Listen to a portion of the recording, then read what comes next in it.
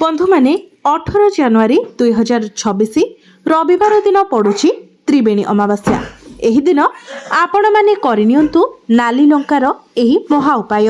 नाली लंकार एही उपाय द्वारा आपणक जीवनरु शत्रु भय दूर हेबा सहित आर्थिक समस्या मध्य दूर होइजिब।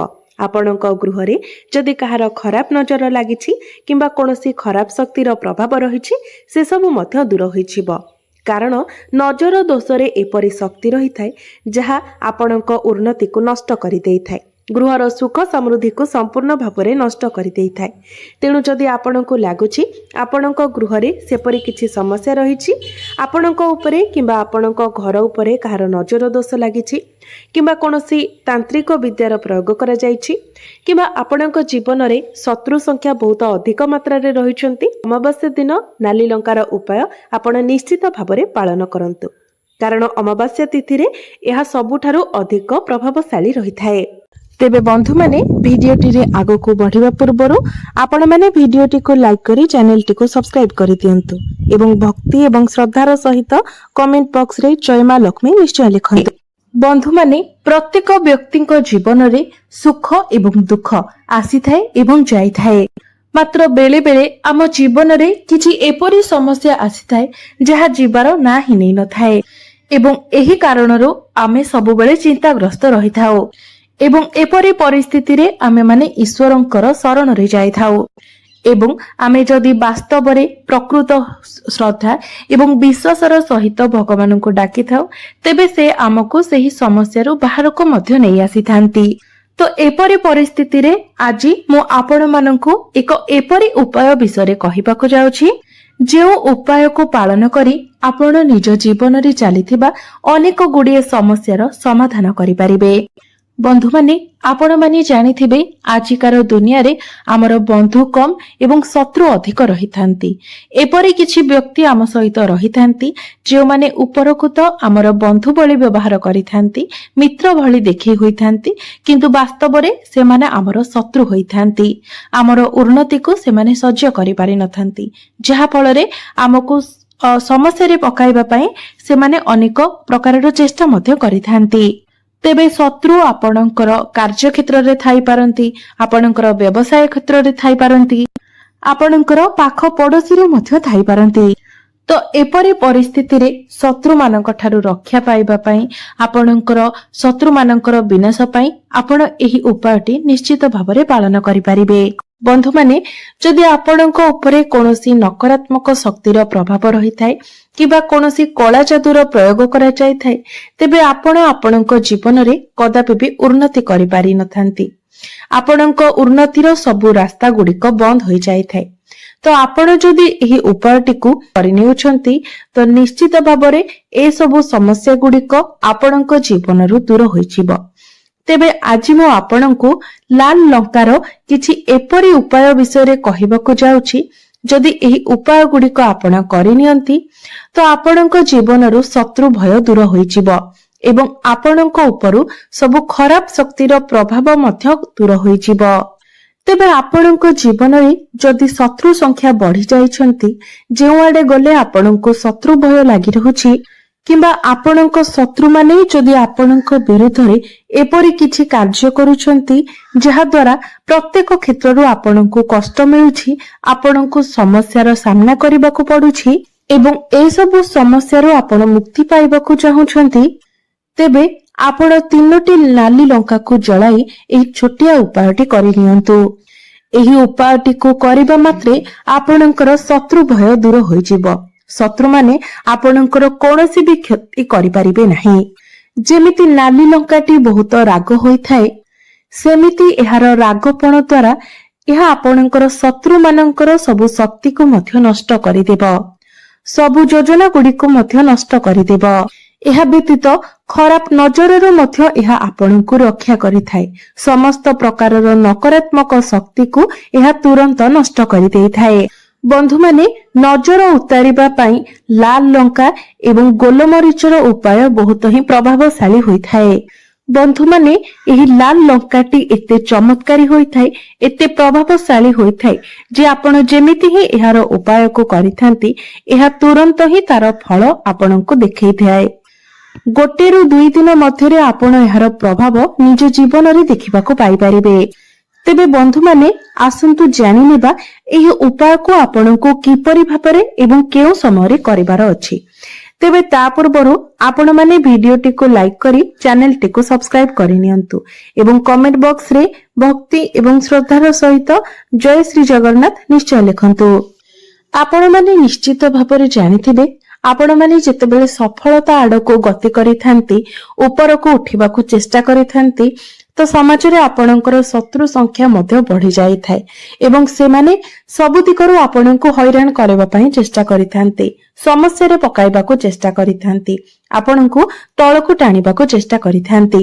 ତେବେ ସେମାନଙ୍କ ଠାରୁ ବଞ୍ଚିବା ପାଇଁ, ସେମାନଙ୍କର ସମସ୍ତ ପ୍ରକାରର ଷଡ଼ଯନ୍ତ୍ରରୁ ରକ୍ଷା ପାଇବା ପାଇଁ ଆପଣମାନେ ନିଶ୍ଚିତ ଭାବରେ ଏହି ଉପାୟଟିକୁ ପାଳନ କରନ୍ତୁ। ଏମିତିକି ଆପଣଙ୍କୁ ତଳକୁ ଖସାଇବା ପାଇଁ, ଆପଣଙ୍କର ଉନ୍ନତିକୁ ରୋକିବା ପାଇଁ କିଛି ବ୍ୟକ୍ତି ଆପଣଙ୍କ ଉପରେ ତନ୍ତ୍ର ଶକ୍ତିର ମଧ୍ୟ ପ୍ରୟୋଗ କରିଥାନ୍ତି, କଳା ଚାତୁର ପ୍ରୟୋଗ କରିଥାନ୍ତି। ବେଳେ ବେଳେ ଆପଣଙ୍କର ଘର ଉପରେ ଏସବୁ ପ୍ରୟୋଗ ହୋଇଥାଏ କିମ୍ବା ବେଳେ ବେଳେ ଆପଣଙ୍କର ବିଜନେସରେ ମଧ୍ୟ ଏସବୁ ପ୍ରୟୋଗ କରାଯାଇଥାଏ, ଯାହା ଫଳରେ ଆପଣଙ୍କର ଘରର ଉନ୍ନତି ହୋଇପାରିନଥାଏ କିମ୍ବା ଯଦି ଆପଣଙ୍କର ବିଜନେସ କରୁଛନ୍ତି, ଆପଣଙ୍କର ବିଜନେସରେ ଭଲ ଲାଭ ହେଉଥିବ, ତ ହଠାତ୍ କରି ଆପଣଙ୍କର ଲାଭ ବଦଳରେ କ୍ଷତି ହେବାକୁ ଲାଗିଥାଏ। ତେବେ ଏପରି ପରିସ୍ଥିତିରେ ଆପଣ ଯଦି ଏହି ଲାଲ ରଙ୍ଗର ଉପାୟଟିକୁ କରିନେଉଛନ୍ତି, ଯାହା ଆଜି ମୁଁ ଆପଣଙ୍କୁ ଏହି ଭିଡିଓରେ କହିବାକୁ ଯାଉଛି, ତ ନିଶ୍ଚିତ ଭାବରେ ଏ ସମସ୍ତ ପ୍ରଭାବରୁ ଆପଣଙ୍କୁ ମୁକ୍ତି ମିଳିଯିବ। ଏ ସମସ୍ତ ପ୍ରଭାବ ଗୁଡିକ ନଷ୍ଟ ହୋଇଯିବ ଏବଂ ପୁଣି ଥରେ ଆପଣ ନିଜ ଜୀବନରେ ଉନ୍ନତି କରିବାକୁ ଲାଗିବେ। ତେବେ 3ଟି ନାଲି ଲଙ୍କା ଆପଣଙ୍କୁ କେଉଁଠାରେ ଜଳାଇବାର ଅଛି ଏବଂ କେଉଁ ଦିନ ଆପଣଙ୍କୁ ଏହି ଉପାୟକୁ କରିବାର ଅଛି? ତେବେ ସେଥିପାଇଁ ସର୍ବପ୍ରଥମେ ଆପଣଙ୍କୁ 3ଟି ନାଲି ଶୁଖିଲା ଲଙ୍କା ନେବାର ଅଛି ଏବଂ ଏମିତି ଲଙ୍କା ନେବେ ଯାହାକି ସମ୍ପୂର୍ଣ୍ଣ ଭାବରେ ନିଖୁଣ ହୋଇଥିବ ଏବଂ ସେଥିରେ ଡେମ୍ଫ ଲାଗିଥିବ। ତାପରେ ଆପଣଙ୍କୁ ଗୋଟେ କର୍ପୂର ଖଣ୍ଡ ନେବାର ଅଛି। ତାପରେ ଆପଣ ଗୋଟିଏ ଧଳା ରଙ୍ଗର କାଗଜ ନିଅନ୍ତୁ, ଯେଉଁଥିରେ କିଛି ବି ଲେଖା ହୋଇନଥିବ, କୌଣସି ଗାର ମଧ୍ୟ ଯେମିତି ନ ପଡିଥିବ, ସମ୍ପୂର୍ଣ୍ଣ ସାଦା କାଗଜଟିଏ ଆପଣଙ୍କୁ ନେବାର ଅଛି ଏବଂ ଗୋଟିଏ କଲମ ମଧ୍ୟ ଆପଣଙ୍କୁ ନେବାର ଅଛି। ଏପରି କଲମ ଯାହାର ରଙ୍ଗ କଳା ହୋଇଥିବ, ତାର ସାହିଟି ଯେପରି କଳା ହୋଇଥିବ। ତେବେ ଏହି ଉପାୟଟିକୁ ଆପଣଙ୍କୁ ଆପଣଙ୍କ ନିଜ ଘରେ କରିବାର ଅଛି। ମାତ୍ର ମନେ ରଖିବେ, ଆପଣ ନିଜ ଘରେ ଗୋଟେ ଏପରି ରୁମରେ ବସିବେ, ଯେତେବେଳେ ଆପଣ ଏହି ଉପାୟଟିକୁ କରିବେ, ଯେମିତି ସେହି ରୁମକୁ କେହି ନ ଆସନ୍ତି କିମ୍ବା ଏ ବିଷୟରେ ଆପଣଙ୍କୁ କେହି କିଛି ନ ପଚାରନ୍ତି। ଉପାୟଟି କରିବା ସମୟରେ ଆପଣ କବାଟଟିକୁ ବନ୍ଦ କରିଦେବେ। ଚେଷ୍ଟା କରିବେ ସେହି ସମୟରେ ଆପଣ ଏହି ଉପାୟଟିକୁ କରିବା ପାଇଁ ଯେଉଁ ସମୟରେ ଆପଣଙ୍କୁ କେହି ଡିଷ୍ଟର୍ବ କରିବେ ନାହିଁ। କାରଣ ଯଦି ଆପଣ ଏହି ଉପାୟଟି କରିବା ସମୟରେ କେହି ଦେଖି ନିଅନ୍ତି କିମ୍ବା ଆପଣଙ୍କୁ କିଛି ପଚାରି ଦିଅନ୍ତି, ତ ଏହି ଉପାୟଟି ତାର ପ୍ରଭାବ ଦେଖାଇ ନଥାଏ, ଏହି ଉପାୟଟି ନିଷ୍ଫଳ ହୋଇଯାଇଥାଏ। ସେଥିପାଇଁ ଏହି କଥା ପ୍ରତି ଆପଣଙ୍କୁ ବିଶେଷ ଧ୍ୟାନ ରଖିବାର ଅଛି। ତ ଏହି ଉପାୟଟି କରିବା ସମୟରେ ଆପଣ ଦକ୍ଷିଣ ମୁଖା ହୋଇ ବସିବେ, ଦକ୍ଷିଣ ଦିଗକୁ ମୁଖ କରି ବସିବେ। ଭୂମି ଉପରେ ବସି ଆପଣଙ୍କୁ ଏହି ଉପାୟଟି କରିବାର ଅଛି। ଖଟ ଉପରେ କିମ୍ବା ଚେୟାର ଉପରେ ଆପଣ ବସିବେ ନାହିଁ। ତାପରେ ଆପଣ ଯେଉଁ କାଗଜଟି ନେଇଥିବେ ଏବଂ ଯେଉଁ କଳା ରଙ୍ଗର ପେନଟି ନେଇଥିବେ, ସେଥିରେ ଆପଣ ସେହି କାଗଜ ଉପରେ ଶତ୍ରୁ ଲେଖିବେ। ମନେ ରଖନ୍ତୁ, ଶତ୍ରୁର ନାମ ଆପଣ ଲେଖିବେ ନାହିଁ, କାରଣ ଏପରି କିଛି ଶତ୍ରୁ ଆପଣଙ୍କର ଥାଇପାରନ୍ତି ଯାହାକୁ ଆପଣ ଜାଣି ମଧ୍ୟ ନଥିବେ। ଆପଣ ତାଙ୍କୁ ନିଜର ମିତ୍ର ଭାବୁଥିବେ, କିନ୍ତୁ ବାସ୍ତବରେ ସେ ଆପଣଙ୍କର ଶତ୍ରୁ ହୋଇଥିବେ। ତ ସବୁ ଶତ୍ରୁ ମାନଙ୍କର ନାମ ଲେଖିବା ମଧ୍ୟ ସମ୍ଭବ ହେବ ନାହିଁ। ତେଣୁ ଆପଣ କାହାର ନାମ ନ ଲେଖି କାଗଜ ଉପରେ ଶତ୍ରୁ ଲେଖିବେ।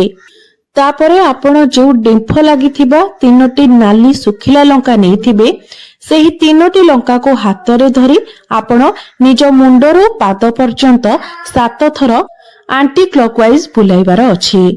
ତ ଆପଣ ନିଜେ ହିଁ ସେହି ଲଙ୍କାକୁ ହାତରେ ଧରି ମୁଣ୍ଡର ଉପର ଠାରୁ ପାଦ ତଳ ପର୍ଯ୍ୟନ୍ତ ଆଣ୍ଟି କ୍ଲକୱାଇଜ 7 ଥର ବୁଲାଇବାର ଅଛି। ତାପରେ ଯେଉଁ କାଗଜରେ ଆପଣ ଶତ୍ରୁ ଲେଖିଛନ୍ତି, ସେହି କାଗଜ ଉପରେ ଆପଣ ସେହି 3ଟି ନାଲି ଲଙ୍କାକୁ ରଖିଦିଅନ୍ତୁ ଏବଂ ଯେଉଁ କର୍ପୂର ଖଣ୍ଡଟି ଆପଣ ନେଇଥିବେ, ସେହି କର୍ପୂରକୁ ମଧ୍ୟ ଆପଣ ଲଙ୍କା ପାଖରେ କାଗଜ ଉପରେ ରଖିଦିଅନ୍ତୁ। तापरे आपण से सब को एक एपरी जगह को नहीं जातु जो स्थानटी पूरा खोला होइतिबो। आपण निजर बालकोनी को नहीं पारिबे, छात ऊपर को मध्य नहीं पारिबे। तेबे ध्यान रखिबे जेतेबेले आपण ताकू नेकी जळाइबे सेतेबेले जेमिति आपनको केही न देखंती ए कथार आपण ध्यान रखिबे। तेबे जदि आपण राति रे उपायटी करिनियंती तेबे आपनको पई सब दृष्टिरो भल रहिबो। तेबे सेही लाल लंका एवं सेही कागज जहा उपरे आपण शत्रु लिखिचंती एवं सेही कर्पूर खंड को एकाठी आपण जाली दियंतु। जेमिति संपूर्ण भाबरे सब किछि जळी जिवो सेही भली आपण ताको जळाइबे। तेबे ए सबु जळी सारिबा परे एहार जो पाउंस रहितिबो ताकू नै आपणको आपणकर घरर बाहरे फपाडी देबार अछि। जदि एही उपायटी को आपण राति समय करूछंती तो आपण एहार पाउंस को ता परदिन मध्य फपाडी पारिबे एवं चाहिले सेही समय मध्य आपण ताको फपाडी देई पारिबे। एवं जेतेबेले आपण सेही पाउंस को फपाडी के आसीबे तो भूले मध्य पछको चाहिबे नाही, फोपाड़ीबे एवं सीधा आपण आपणकर घर को आसीबे। बिल्कुल भी आपण पछको चाहिबे नाही, जहाको कि आपणको ए कथार संपूर्ण भाबरे ध्यान रखिबार अछि। एही उपायटी को आपण सप्ताहर कोनोसी भी बाररे करि पारिबे, कोनोसी भी दिन रे आपण एही उपायटी को करि पारिबे। तेबे मने रखंतु एही उपायटी को अति कम रे आपणको 3 थर करिबार अछि, अर्थात 3 दिन आपणको एही उपायटी को करिबार अछि। जदि आपण 3 थर लगातार एही उपायटी को करि नेउछंती निश्चित भाबरे आपण एहार प्रभाव आपणको जीवन रे देखिबाकू पाई परिबे। आपणकर समस्त शत्रु धीरे धीरे दुर्बल होई जिवे। आपणको विरुद्ध रे से माने आउ कोनोसी भी षडयंत्र करि परिबे नाही, किंबा जदि भी करंती तार कोनोसी भी प्रभाव आपणको ऊपर पड़िबो नाही। से माने आपणकर कोनोसी क्षति करि परिबे नाही। एहा सहित आपणको ऊपर जदि किछि नजर दोष थिबो किंबा कोनोसी भी कला जादुर तंत्र शक्तिर प्रयोग आपणको ऊपर करा जायथिबो तो ताहा मध्य संपूर्ण रूप से नष्ट होई जिवो एवं धीरे धीरे पुणी थरे आपण उन्नति करबाको लागिबे। आपणकर घर हेउ किंबा बिजनेस हेउ आपण धीरे धीरे ए सबरे उन्नति देखिबाको पाइबे। एहा व्यतीत नाली लंकार आहुरी अनेक किछि उपाय मध्य रहिछि।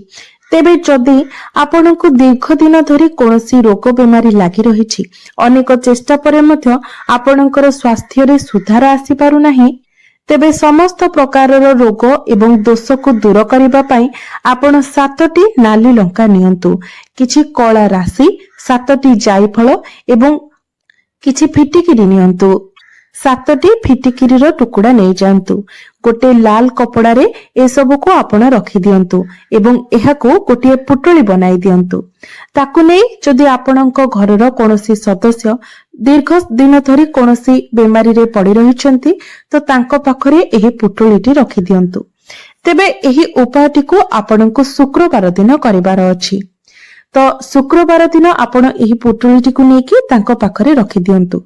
ता पर दिन अर्थात शनिवार दिन सेही पुटलीटी को नेकी आपणको घर पाखरे थिबा कोनोसी भी ओस्त गछ मूलरे रखी दियंतु। जदि आपण एपरी करंती तेबे देखिबे सेही व्यक्तिंकर स्वास्थ्य रे धीरे धीरे सुधार आसीबाको लागिबो एवं से निजको सुस्थ अनुभव करिवे। जदि आपणकर कोनोसी आपणकर धन कोनोसी जगह रे अटकी जायछि, आपण काहाको धार करज देइछंती ताहा आपणको फेरस्त मिलि पारु नाही, किंबा कोनोसी भी कारणरो आपणकर टंका केउठारे अटकी जायछि एवं आपणको ताहा मिलि पारु नाही, अनेक चेष्टा परे मध्य सेही टंका आपणको मिलि पारु नाही, तो आपण गोटे कपड़ा रे लाल लंका बांधी रखी दियंतु एवं गोटे सप्ताह परे सेही कपड़ा को बदलाई दियंतु। पुणी आउ गोटे कपड़ा रे सेही लंका को आपण बांधी दियंतु। एपरि जदि आपण करंती तो आपणकर अटकी रहिथिबा धन पुणी थरे आपणको मिलि पारिबो। बंधु माने जदि आपण व्यापार वाणिज्य करूछंती एवं सेथिरे आपण सब बेले लाभ प्राप्ति करबा पई चाहुछंती, आपणकर बिजनेस को आगो को बढ़ाइबा पई चाहुछंती, तो सेथि पई मंगलवार दिन आपण 7टी नाली लंका नहीं जांतु एवं गोटे धला रंगर कपड़ा रे सेही लंका को बांधी आपण गोटे पुटली बनाई दियंतु ଏବଂ ତାକୁ ନିଜର ଧନ ରଖୁଥିବା ସ୍ଥାନରେ ନେଇ ରଖି ଦିଅନ୍ତୁ। ଅର୍ଥାତ୍ ବିଜନେସ ରେ ଆପଣ ଯେଉଁଠାରେ ଆପଣଙ୍କର ଟଙ୍କାକୁ ରଖୁଛନ୍ତି ସେଠାରେ ରଖି ଦିଅନ୍ତୁ। ଏହି ଉପାୟଟିକୁ କରିବା ଦ୍ୱାରା ବିଜନେସ ରେ ଆପଣଙ୍କର କେବେ କ୍ଷତି ହେବ ନାହିଁ ଏବଂ ଆପଣଙ୍କର ବିଜନେସ ରେ ଆପଣଙ୍କର ଉନ୍ନତି ହେବାକୁ ଲାଗିବ, ଆପଣଙ୍କର ଧନରେ ବୃଦ୍ଧି ହେବାକୁ ଲାଗିବ। ତେବେ ବନ୍ଧୁମାନେ, ମୋର ଏହି ଭିଡିଓଟି ଯଦି ଆପଣମାନଙ୍କୁ ଭଲ ଲାଗିଥାଏ ତେବେ ଭିଡିଓଟିକୁ ଲାଇକ୍ କରି ଚ୍ୟାନେଲଟିକୁ ସବସ୍କ୍ରାଇବ କରିଦେବେ ଏବଂ କମେଣ୍ଟ ବକ୍ସରେ ଭକ୍ତି ଏବଂ ଶ୍ରଦ୍ଧାର ସହିତ ଜୟ ଶ୍ରୀ ଜଗନ୍ନାଥ, ଜୟ ମା ଲକ୍ଷ୍ମୀ